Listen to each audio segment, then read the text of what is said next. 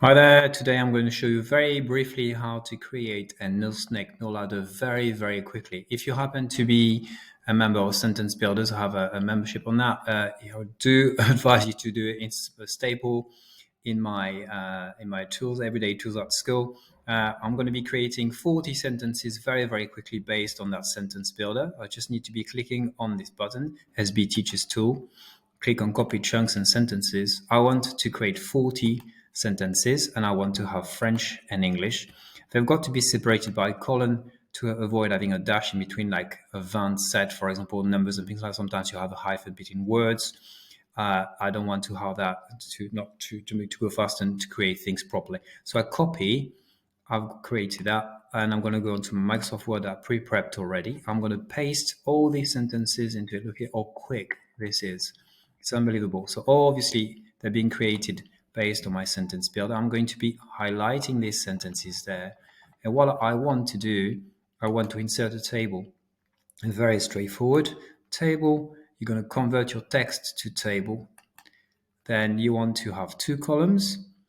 Then you want to make sure that it's separated by that column there. I can see the bottom, separate text at. Click on OK.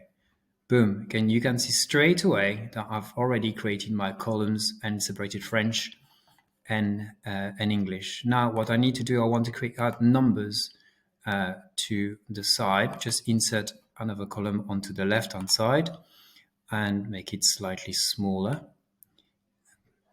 I don't want to type the numbers. That would be very silly to waste time typing numbers. I just click on home. I've highlighted all the column down. I go here, click on 1, 2, 3, and I've got all of my numbers sorted out. I want to make sure that also I am only on 2 pages. So the only way I can do that is, if you can see the ruler onto the left-hand side here. I just change a little bit the margins here, and I'm going to change a little bit of margin there, and hopefully there you go. We've got.